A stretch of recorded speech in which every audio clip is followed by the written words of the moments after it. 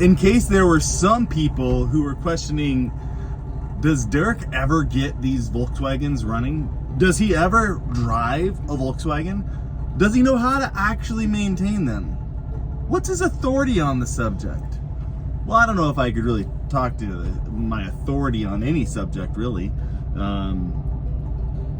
Maybe salvation through the gospel message in the Bible, but outside of that, I really don't have authority on things.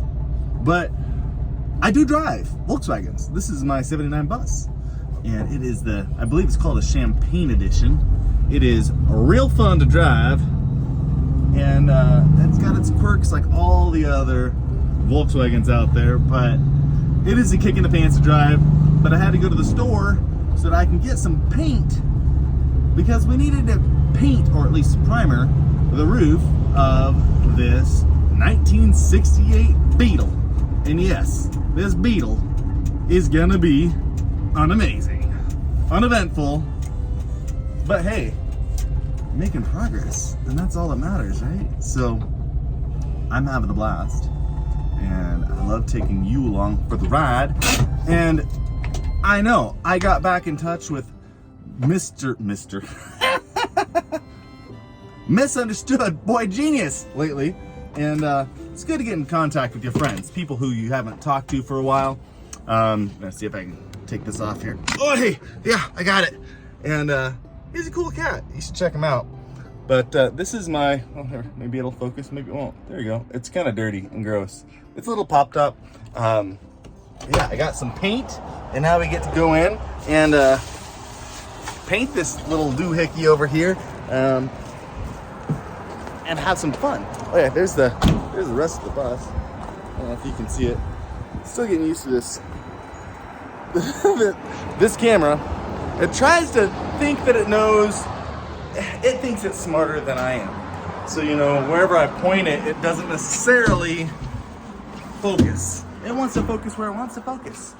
But I got a little bit time in my hand, and hopefully we'll be able to get this old buggy going a little bit further down the road of the evolutionary project called restoration.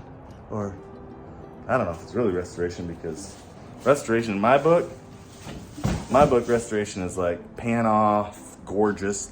This is just getting it good enough to take for a drive and not be embarrassed. So here it goes. Let's get this thing moving, I guess. Yeah, let's get this thing moving. What is this stuff? This stuff is the bomb. This is a wax and grease remover. You want to apply it before you add any paint to your metal, before the surfaces.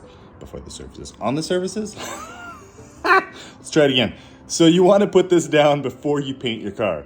Even in this stage, you just want to put down this wax and grease remover to keep any, well, I don't know, wax and grease from getting on the metal.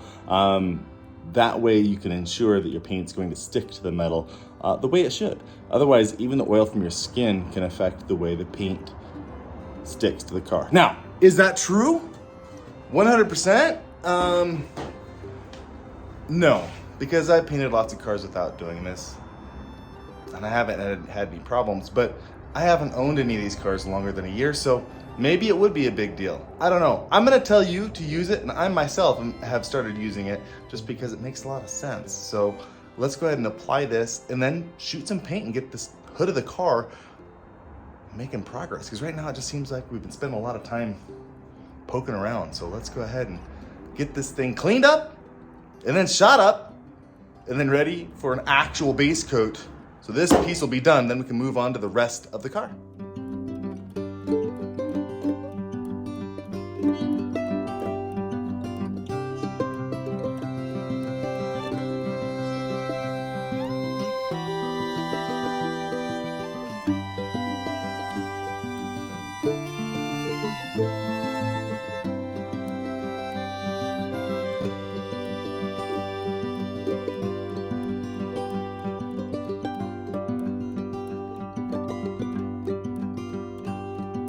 All right, now we got this roof primered.